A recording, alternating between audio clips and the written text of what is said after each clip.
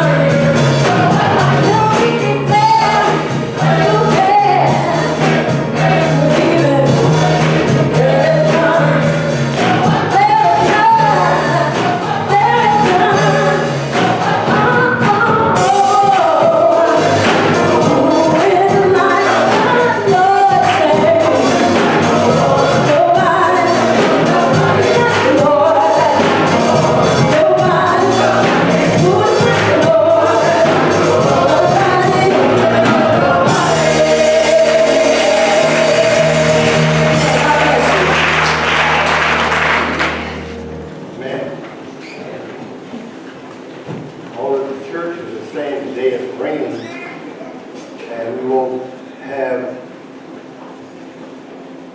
the members that we usually have. But I guarantee you, the Chiefs got the fans today, man. And folks out there 6, 7 o'clock this morning, when they call it tailgating, we need to get off that. A little water won't hurt us. Now, I'm going to come down here. I don't usually make political statements because pastors should. Because people leave church when you make, I'm going to talk to Sister Kim, you understand. People leave church when you make political statements.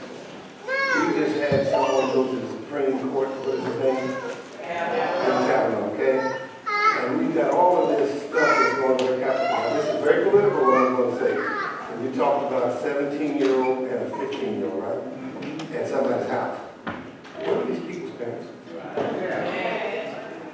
Who bought the alcohol? Who leaves kids, 17, 15, 16-year-olds, to have a party with alcohol in their house?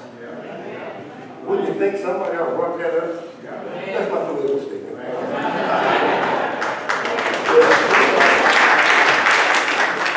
All right, one of the things, we do things here to make people very uncomfortable.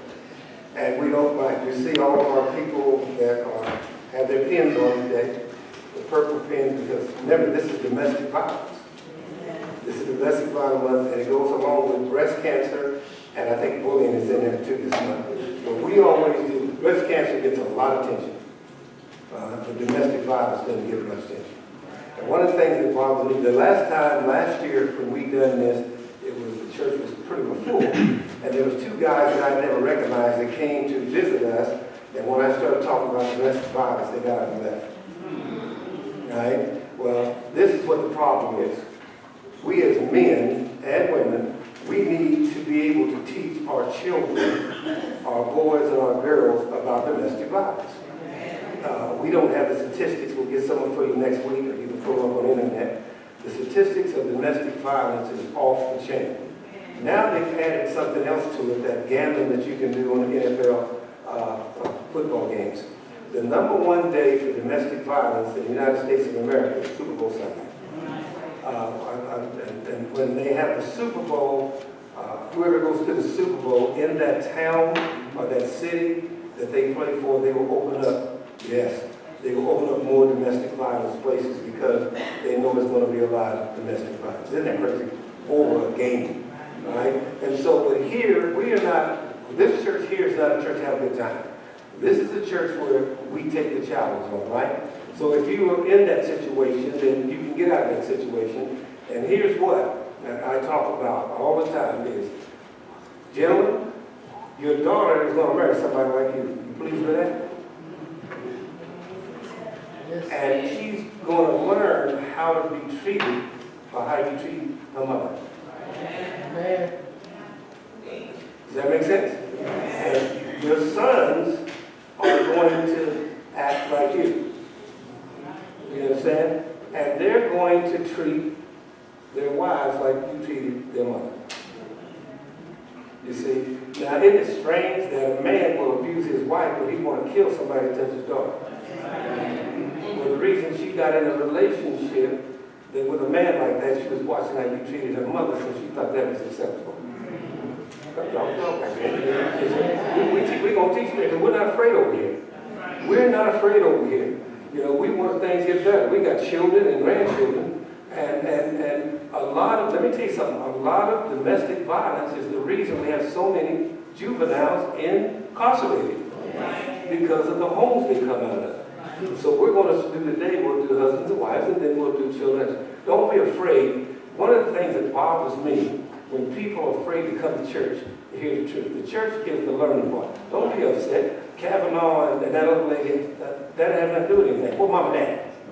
Come on, folks. Where's mom and dad? You see, who runs your household? You see, who leaves their kids unsupervised? You can't leave a bunch of kids unsupervised. It's on. You see? And so, but the main thing is us men, and there are a lot of men now, okay, I've got to tell the truth, see, tell the truth, Pastor. There are men that leave their domestic violent situations with children. That's hard for a brother like me to stand it. But anyway, there are men that leave, that are in those situations, right? But the children are looking at it. So what we do as men, I want to address the men and the women here. If you teach your daughter and your sons the right way, then they won't get in that situation. I know for a fact in here, some of you all here are in that situation, simply because some men have been taught by fathers. Usually if the father's not there, there's not a grandpa there. Some have been taught by mothers. So we need to, the church is supposed to be not a place that, you said, we had church today. What is that? What is that? You ain't supposed to have no church. You're supposed to go to church, as we call it, and learn how to be a better Christian. That's what I don't think. And so today, God established the family as a basic unit in society. The family is the basic unit in society. When you look in Genesis, the first institution God created was what? Marriage. It is the first thing God created institution in the Bible. Marriage is a holy place. You understand that? This is from the commentary. Every family must have a leader. Every family, oh, you want the commentary. Is that a top on this established right here? Yeah. Okay. All right, then, okay, you got ahead of me. I got ahead of you. Let's start again. God must establish the family. We'll start right there. Okay, great. God has established the family as the basic unit in society. I want you to get that. Even animals know that. Yeah, animals know that. All right? And every family must have a leader. Every family must have a leader. You get two people on a boat, somebody's got to lead. Huh? It's got to have, somebody got to lead. You see? If you go 50-50, nothing gets done. Right? So every family must have a leader. This is a church family, right? The leader's called pastor. Right? Then you have different organizations, then you have a leader. Every family must have a leader. Go ahead. Therefore, God has assigned to the husband the responsibility of being the head of the wife and family. The God designed for the husband to be the head. Now, see, in the 70s, when they had the feminist group come in here, that's the best thing that happened to men. Because they didn't mind you working, come home cooking, cleaning, washing clothes. They didn't mind that. Because they, you know, when you start being the man, ladies, then the men can be boys.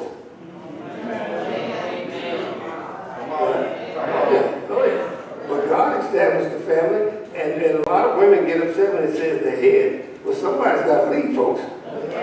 You see, if you vote, me and Sister Gwen vote one way or the other, that's a tie. Well, what can you do with a tie? They don't even play games with a tie when they do that, but you know, somebody's got to be the head. Now, come on, man, man up. You're supposed to be the head, right? And see, and the ladies, let me tell you, ladies, you got to look for this qualification before you get in that situation. All right, here we go. His headship must be exercised in love. See, when I first said that, some of the women, you see some of them, right. I'm just telling you what this gospel is saying, you know. I agree with those guys that want you working and making that money and cooking and washing clothes. Go get me a beer. Yeah. You can be that if you want to, but that's what the way it was designed. All right? Oh, I'm going to take my time here. All right? If we're going to stop this domestic stuff, we got to learn where it is. And it starts with God and how He's designed the family. All right? Also must exercise in gentleness. He must exercise in love and gentleness. What woman? You have to be crazy not this man to do that. He's exercising love and gentleness and what? And consideration for his wife and family. And consideration for his wife and family. Isn't that what you're supposed to be looking for? That's who you want in your life. Well, you can't do that with somebody that's unequally yoked. You have to be saved to be able to live like this. All right, keep going. The husband's God-given responsibility as head of the wife includes. See, God gave us this. If we're a Christian now, God gave this responsibility. He gave this responsibility to me, is to be the head of my household. That's the responsibility God gave to me. Guess what? If you tell somebody you need to come to my church, we have a great church family, the next question is going to be who's your pastor. Because they think family. And it has to be a head. You see, and if they see you doing good, what first they're going to say, what church you go to? You tell them, they say, who's your pastor? You see, got to have a head. You know what Satan's done? He's killed the head, called the father. He killed the head, the body died. You still love me? Yes. See, you guys are not as intelligent and smart as me. Ask me why you don't want to be. I got to study this. It kills me. You only get a few minutes of this and me. I study this and it kills me, beats me down, because it tells me who I ain't. It mirrors me. I like looking in that mirror and I say I'm cute. But I look in this mirror, ain't nothing cute about me. Well, Say amen to that. All right? One of these first responsibilities is provision for the family's spiritual and domestic needs. That's one of the things we do. We're supposed to take care of the spiritual. Yes, the spiritual. The most spiritual person in the home ought to be the father and the husband. You see, now I can say this, always in our household, we didn't have to wake up nobody. And I only had to do it once. Yeah, I was always up first.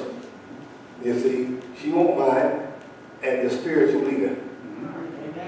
Because God designed for me to be more spiritual. That's why men don't go to church. Women, you love me? Yes. Y'all going crazy.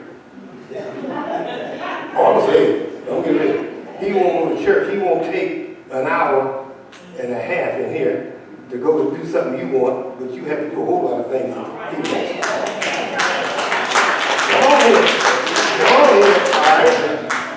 Go to the church down the street if you want to have a good time. We ain't doing that. I'm upset because I studied all this. I'm like this. When it hits me, I'm hitting somebody. It's all out wrong, right? Here we go. The second responsibility is love, You're supposed to love, protection, protection, and interest in her welfare. and whose welfare? Her And welfare. her welfare. Let me tell you something. I'm in good shape. If something happens to me, there's one thing about it. Y'all laugh when I say this. I treat Sister Gwen like a queen.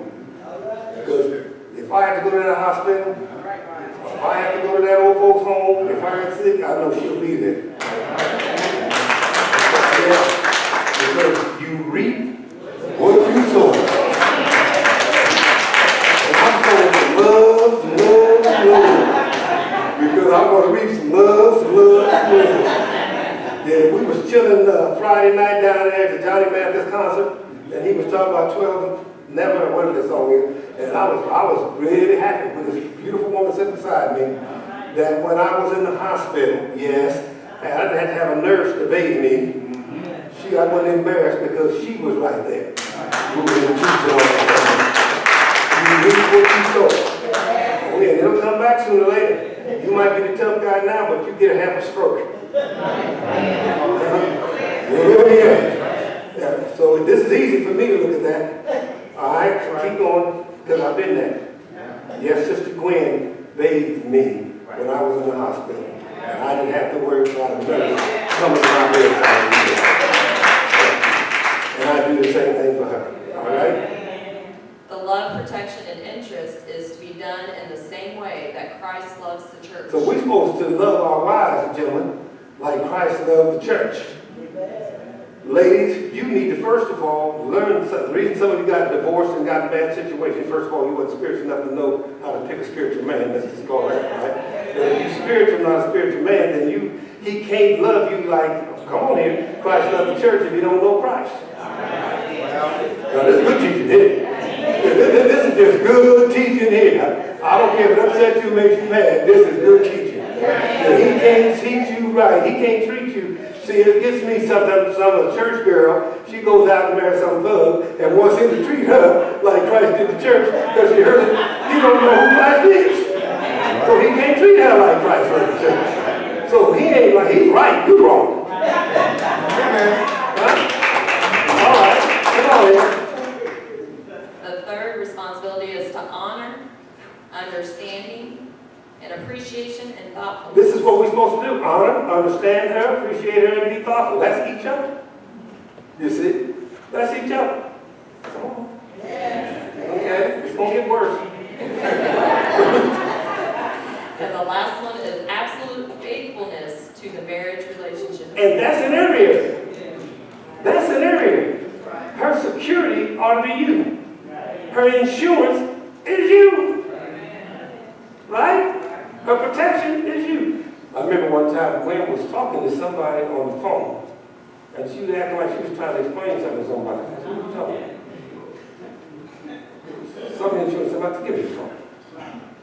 In about 5 seconds, we had that thing figured out. No, you don't do that. No. And they were talking business. No, you been trying to get in business. It's me. That's right. Hold it. When that doorbell rings in my household, we ain't gonna answer the door. I answer the door. You understand? Well, you can ask her, she'll tell you that. All this stuff I'm telling you, this is real. Because that's my duty. That's right. That's right. I picked the kids up. Yes, I did. I picked the kids up. Took them where they needed to go.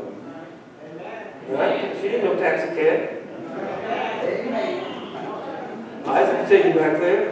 She wasn't allowed to vacuum anybody's room in there. Not even mine. Is that right, Isaac? Amen. Amen.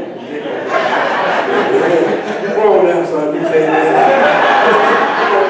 Yeah. Right. They were taught. They washed their own clothes. They done it. I told Gwen, no, do this, figure this, turn this, put this in, put that in. You know, because then we didn't care nothing about the colored clothes. You just put all the colored clothes in one thing, put the white clothes in another, put the cord, push the button. You ain't doing it. They're doing that for themselves. And I told them, and this is exactly what I told them. I used different language. You little people. I'm not going to break down y'all's mama, because y'all going to be gone, and she's going to be with me for the rest of her life.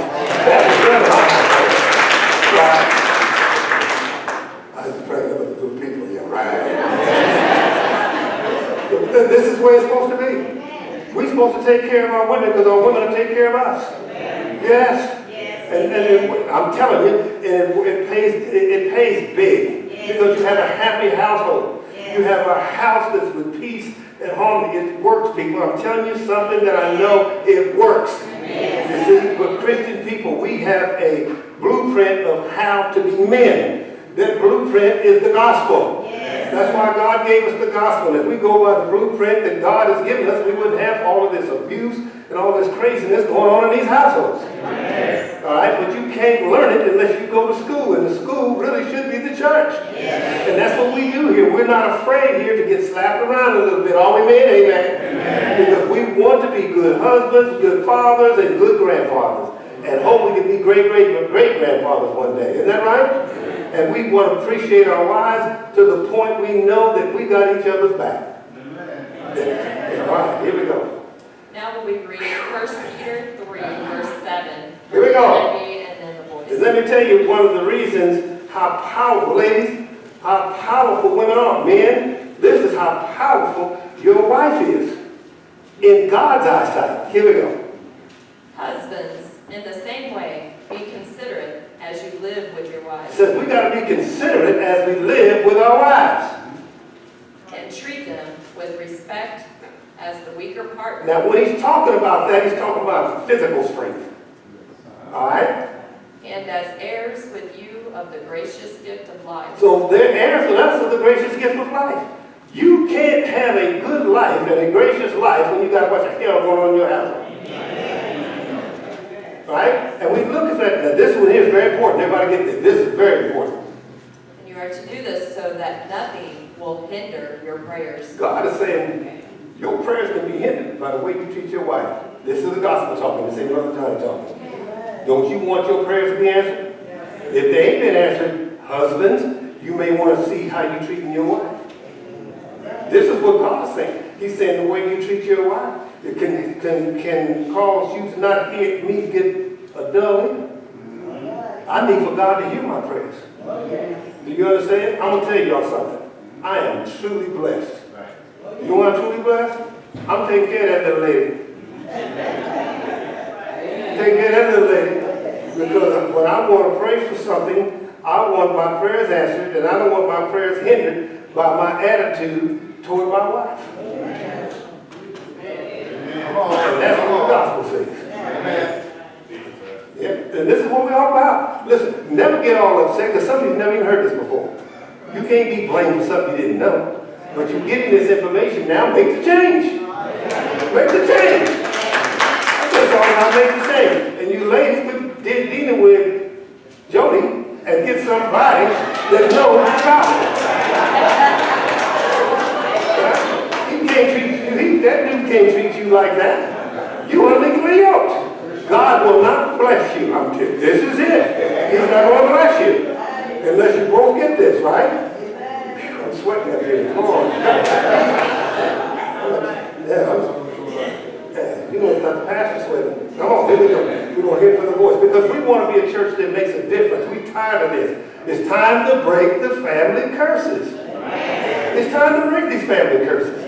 Because some of you all, and you men know I'm being right, some of you all didn't have good, strong spiritual fathers. A spiritual father that led prayer at the table, that read his Bible, that was able to teach, because you didn't have a father to teach you how to do that. Well, guess what? He didn't have one either. But you're in a place where you can make the change. We want happy families. We want happy and healthy families in here. Young ladies, let me tell you, if a person loves you enough, come on, y'all. When I get through saying, he loves you enough, why ain't he sitting beside you? On Sunday morning. Learning how to treat you. You sit beside him with you, don't. Tell him to come sit beside you on Sunday morning. Oh, I know I'm right about that. I'm right about that, because someone said with me. When I was at the Juke joint. That's right. All right, we good? Because we want to come here because we're trying to be healthy. Physically, mentally, spiritually, and emotionally, and financially. We're trying to be healthy in here. All right? You should never have to walk alone. Because you're supposed to have a partner in this. Now from the voice. In the same way, husbands, as you live with your wives, understand the situations women face as the weaker vessel. We've got to understand the situation that women face as the weaker vessel. And you know what Paul wrote, when they wrote this, when this was wrote, they really had a tough time. But women face a lot more than us. Today, they face a lot more than us. Young girls face a lot more than us. Today. And we need to understand that, understand their situation. You see, there's a book called The Discipline of Godly Man, and I would like for all men to read it. You know, there's a section in there that it takes you all through there from man, then it even takes you in there, and it's probably one of the best books that teaches us how to deal with our wives as they go through menopause. You see what I'm talking about? I'm saying, when they go through menopause. Now you want to hear something really funny, all the men? Like you go through midlife crisis. Right? You go through these different stages. How can you learn how to respond to each other if you don't know? All right, here we go. Each of you should respect your wife and value her as an equal heir in the gracious gift of life. We got to value our wives. We equal in that capacity and all. We equal. Amen? Amen. Oh, I'm the man in the house. What's that mean? What does that mean? No. We in partnership here. I'm talking to husband, well, we in partnership here. And I know some of you women will say, man, it is, if you'd have known this, you wouldn't have been divorced, you'd never have married to her. Some of you men in been divorced, if you'd have known this, you'd never put yourself in a spiritual situation. Because you didn't have what it takes to make it. All right. Do this so that nothing will get in the way of your prayers. I wanted us to do that so nothing will get in the way of your prayers. Now some of you, listen to it, don't get mad at me. I ain't wrote that. This ain't from the gospel of Johnny Fields. This is from the gospel. Some of you are not going to be successful. Your prayers are not going to be answered according to the gospel because of the way you treat your wife. Amen. According to the gospel. Amen. All right, so don't get mad at who? The messenger. Because it's here. Right? I ain't going to that church no more. You're going to go to know, but they may not preach it, but this book, if they got this book in there, in that church, it's telling you the same thing as this one's telling you. Right? Okay. Now turn to Ephesians 5, verse 22 through 33 from the Message. Husbands, You know that's gonna get there. Y'all should have done it like it. We don't do it that way. Wait a minute. Wives, understand and support your husband in any way. Show your support for Christ. Let me tell you something. If you can't support him and show your way of Christ, that means where are you at? This is getting everybody. You see, so we got to make sure, see, we got to counsel our daughters and sons to let them, because it amazes me, people ain't been to church a day in their life want to have a Christian marriage. They want to walk down this aisle, whether they could have get married. I want to get married in church, but it ain't going to make no difference for you. You get married in a juke joint and get the same results as you get in here if you don't have Christ in your life. This is not, ain't about where you are biologically, I mean, where you at here. Geography, no, it's where you at here. It's where you and him are at here. It ain't going to work unless both of y'all are in Christ because you got to support him. So all you women looking, be crazy. Who wouldn't want to support a man that Christ has the man to love you, support you, and protect you and keep you? You see, but what first of all you want to marry, I call it, y'all look at me ladies, say I love you, Pastor. Put all that evangelistic dating. That don't work. They didn't like that. I'm glad that the women didn't like something because the men ain't like a whole bunch of stuff. verse 23, the husband provides leadership to his wife. He's supposed to provide, he can't lead. He doesn't know anything. And there's what the problem is. You should know that. And the first thing that when you go dating somebody, you single people, where's that person at with Christ? Where are you at with God? When did you get saved? How did you feel? You see? You see? Why did you get divorced? Who wasn't where they were supposed to be? Did you change since you got saved? And that leadership is the way Christ does to his church. And that leadership is the way Christ does to his church. Can he lead you, ladies, like Christ led the church?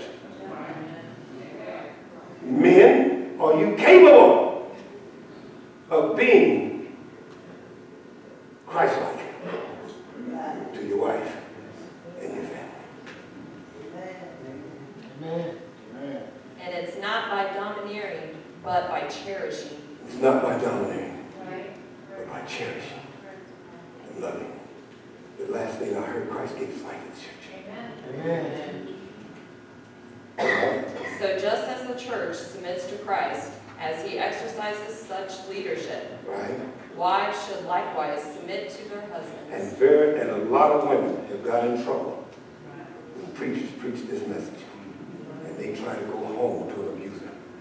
And they stay in that abusive relationship. Because when you know the pastor said, God didn't want nobody to be in no abusive relationship.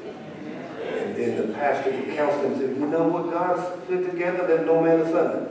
You know God didn't give you him, he didn't give you one of y'all each other. And if God has put it together, it's right. Right. Come on, people. You see, we try to stop the domestic violence. This stops all domestic violence right here. We got the key for domestic violence. Some of y'all look at me, hey, you need to call your daughters up. Turn that thing on. It'll be on there around 5 or 6 o'clock when Trevor puts it on there. And talk about that message that Pastor Fields gave. And sit down with your daughters and sit down with your sons and deal with some of these issues and talk with these issues. Some of you are ashamed that your family still got that same family curse. You ought to be embarrassed about it. Tell your children, if I would have been and heard that teaching on Sunday morning that Pastor Fields taught when I was in my teens, 19, 20, I would have never been in the situation I'm in. Don't be afraid to tell them we done it wrong. Son, I'm sorry. Daughter, I'm sorry. We didn't have you, God, but Pastor Fields is giving you some message from the gospel that'll keep you out of that situation and that circumstance. I'm sorry for what I've done and didn't do to put you in this thing. But there is a way out of that, and the way out of that is through the gospel and being Christ-like. You see? Somebody say, you look good. Say, no. I'm looking, what are you looking for in a man? Jesus. Jesus. What are you looking for in a wife? Jesus. Right? You understand? And if they do this like this, you say, okay, I call you. That's right. Some of us sitting in here are doing good now. We didn't start out where we had, but we had to go someplace to learn it. You see, because a lot of this stuff is learned behaviors. So don't be scared to say, I'm scared to say it. My stepfather was abusive. And I had to handle it. And could have went to prison for taking up for my mother. But I prayed for years to be big enough to handle it. That was a bad situation. Should have never been in that situation. Thank God that I didn't do what I thought I would do and stopped it at time enough not to have a prison term. Do you understand what I'm saying? And guess why that happened? Because she married the wrong man. Come on, yeah, because I was put in that situation because of her mistake. Come on here, y'all. This is real. You see, a lot of these daughters that are getting molested, come on here, in these homes, are put in this situation because mama married the wrong man. Or mama stayed the wrong man. This is what the gospel is trying to protect us from. You Christians, this is what protect you. You're sitting here, you're yawning, all stuff, and all of this and that, and then something happens to your granddaughter, you want to get all mad at your grandson. No, because you weren't listening enough to get the information to say, you're breaking this family curse, you did that. Sometimes it's okay. This is what I'm talking to the referee. Sometimes it's okay to say I made a mistake. Or it's on me. Yeah, it is. Sometimes it's on me. They get that. I'm throwing out the red flag, yellow flag, whatever they throw out there. The red football. I throw out a red flag on some folks today. Don't be getting upset at me. Don't get mad at refs. To do this. It's on me. I'm the one that crossed the boundaries. I'm the one that got this 15. Because somebody 15 years of misery. I didn't do the right thing.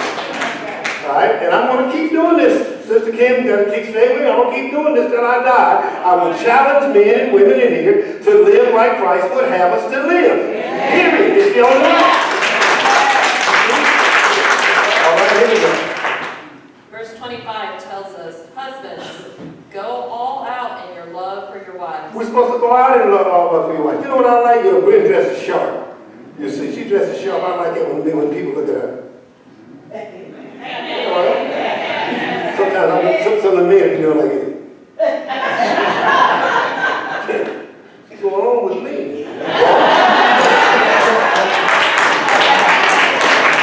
True story. Johnny Mathis concert, Friday, sitting there. And it's mostly, come on now, this ain't racist everywhere. Mostly old white folks in there with money. All right, they see Johnny Mathis. It costs a lot of money to go see Johnny Mathis. You got to have money to see Johnny Mathis. One of the guys was sitting next to her and said, you too old, you too young to be in here with a, and this is his words, not mine. You too old to be in here with a bunch of gray-headed old white men. They did.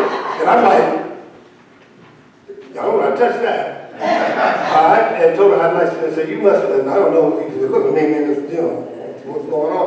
But he said that I was just grinning. She's going home with me. You won't have to look no further if you take what you got. Take care of it.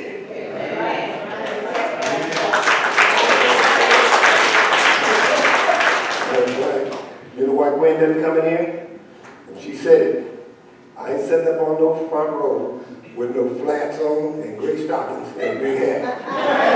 And you know, that's what she said. She said, you up there with trying to wear with pants and looking good with a bow tie ain't happening to me. And then the first lady carry herself well? Yes. All right. That's right. Somebody might say you may be gentlemen, somebody might say you are who your wife is. God, that was good. And again, that love is exactly as Christ did for the church. But love is exactly what Christ did for the church. So how do you love? How do you want to be loved like Christ loved the church? Well, I don't know anything about that. But we need to go to church. We need to read the Bible. Sister, smile. Get that other face off. Somebody look at me like I'm mad. Like you don't get mad at me. Oh, I meant that. All right, that's what I'm doing. You think it's his niece's job up here doing this? Don't be getting mad at this. Don't get mad at this because somebody else put you in a bad situation. I didn't put you there. Don't make me call names out here. We're going to keep going. It's a love marked by giving, not getting. Love marked by what? Giving. Not what? I ain't trying to get everything I can. I'm trying to give everything I can. You see, come on here. When somebody starts asking for something that doesn't belong to them, you need to leave them alone, because love never asks for something that doesn't belong to them. Love never hurts, abuses, or misuses. All right? Come on here. All right? Christ's love makes the church whole. His words evoke her beauty. You want to make your wife whole, and you want to make her beautiful by the things you say. You want to compliment her. I'm glad you're my wife. Nice. They need to hear that from you. You want to say something crazy? If you want somebody with you. And then you get mad at them. But they don't do that. Right? Everything he does and says is designed to bring the best out of her. He wants to bring the best out of the church. We want to bring the best out of our lives. And everything we say is to bring the best out of her. Amen. Just say, I want to do better. Then you relax. Okay? All of us got to work for me on that. Come on, folks. You don't need to do this. Loosen up. That is how husbands ought to love their wives. I'm supposed to love my wife like Christ loved the church. I'm a Christian. But I didn't have a role model. You're lying if you're a Christian. Because your role model is Christ. All right? Verse 28 tells us they're really doing themselves a favor since they're already one in marriage. I do myself a favor. I lift her up. Because as she goes up, I go with her. Amen? We're getting close to the end. No, I go out there. You'll be ready to look at the cheese. With your wife. And you get up and go to the fridge yourself. She may not even have to cook today. All right, here we go. What about Isaac? No one abuses his own body, does he? Well, I don't, so I don't know about some of the rest of you. No, he feeds and pampers it. I do. That's how Christ treats us, the church, since we are part of his body. He's doing that. He wants us to do that. Here we go, right here. And this is why a man leaves father and mother and cherishes his wife. Because he's going to take care of his wife. I ain't got no in-law problems. Nobody runs my household over there. I'll be reading Ann Landers. I do that sometimes. I need to call her, but she's terrible. But anyway, give her advice. No. I ain't got to try to get along with my outside influences. Sister Gwen and I, she's number one in my life, first of all. Her mama, her kin people, mine. One time when I first got into ministry, my mother was at the house and I hadn't got there yet, and she said something to Gwen about me, doing this and that. I couldn't wait to find it. I drove to our garden, and it never happened again. Never come to my house and talk to my wife. You see? And I was in divine order. Well, she's your mama. The Bible said you left her when you married her. When you married your wife. That's what the book says. I don't know about the influence. She ain't got no influence in that. Unless you're a heathen. That's what the Bible calls it. The Bible calls unsaved people heathens, right? That's what it says in here. They call them heathens. But if you're a Christian when you're married, she comes first. Period. That's what the Bible says. Not me. That's what the Bible says. Come back to church next Sunday. Don't be all upset, man. All right? They are no longer two. They become one flesh. I take care of me. I take care of her. I dress me. I love dressing. I go to the doctor and do all my. I go with her when she goes to get all that. Right. Here we go. In verse 32, this is a huge mystery, and I don't pretend to understand it all. What is clearest to me is the way Christ treats the church. Well, if you understand it, the only thing I know is I got to read and study what Christ does for the church. That's us, okay? And this provides a good picture of how each husband is to treat his wife, loving himself and loving her, and how each wife is to honor her husband. See, I want to know how to treat my wife. I go to the gospel. I know she goes to the gospel and how to treat me. A real man never hurts a woman. Be careful when you make a woman cry, because God counts her tears. The woman came out of man's rib, not his feet to be trampled on, not from his head to be superior, but from his side to be equal, under his arm to be protected by him, next to his heart to be loved.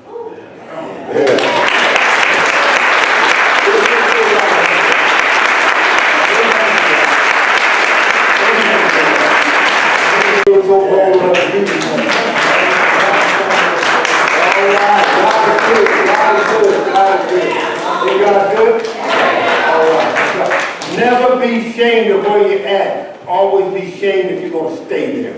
It doesn't matter where you're at right now. Make the changes in the household. Husbands and wives and people in relationships, make the changes. Don't go out here, man, all puffed up. If you didn't know it, you learned something today. Take that with the word. All right, give me just as, let me give you something else. Let me thank you, because I want something that makes me feel like, you know something? When I first came to God, I had to surrender some things. And it was very hard to surrender because as men, it's very hard for us to give up some things because we only know what we know. And then this challenge comes to us from the pulpit or from reading. And it's hard for us, and sometimes we become cowardly and we run away and because we can't get rid of the anger and the things that happen to us, and we take it out on our families. But there comes a day when all of that negative stuff, we need to surrender it. Once you surrender all that negative stuff, men and women, listen to me. You surrender all that negative stuff, God will come in your life. If you've heard something today that you need to work on, give it to Him. Give it to Him. Because we want to be good husbands and good fathers, isn't that right? And good grandfathers. We want to be good wives and good mothers, right? And grandmothers.